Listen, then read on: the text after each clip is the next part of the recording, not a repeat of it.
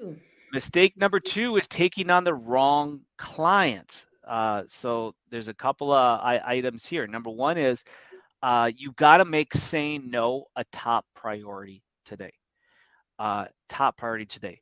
It is taking on the wrong client can lead to a catastrophic mistake in two areas. Number one is we already know what happens when we take on the wrong client.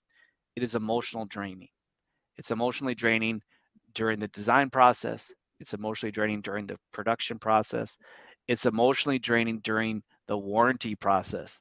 So you're going to be married to this person for 2+ years between warranty, building, and designing this project. So this is huge when we are so stressed as far as it takes longer than ever to get estimates done. It takes longer than ever just to find the right labor. If you can't keep your trades busy enough, sometimes they leave, go other places, and you're trying to find other places. There's just so much going on. It's so difficult to run a business right now, let alone keeping your margins up. There's so much opportunity for margins to erode with our clients, and while these projects take longer and longer to complete. So if we take on the wrong client, it's emotionally draining, but also there's a huge opportunity cost, because of what that means is that we miss the right client. So saying no upfront and being very quick about it. Don't drag it out. Don't say, well, I'm getting some red flags here, but let's just meet with them first. Let's go look at the project first. Let's do some pricing first. Let's do a drawing first. Maybe I can win them over. When you get those red flags, it's so important that you say no upfront and move on to the next client. What say you, Diana? And I'm wondering how you know it's the wrong client. What are the red flags? I I think the red flags is that we start with the bad news, like we just talked about.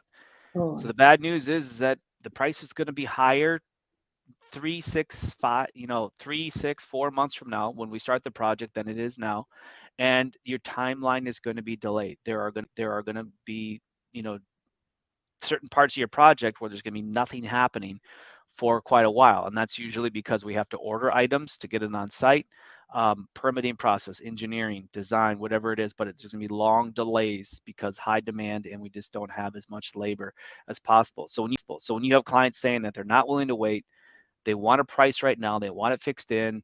They're going to question you up and down when something does come in a higher price. Those are the red flags that you're going to want to, you know, move on from. Now there are legitimate questions, right, Diana? It's like, okay, help me understand how that went up. Okay, Mr. Client.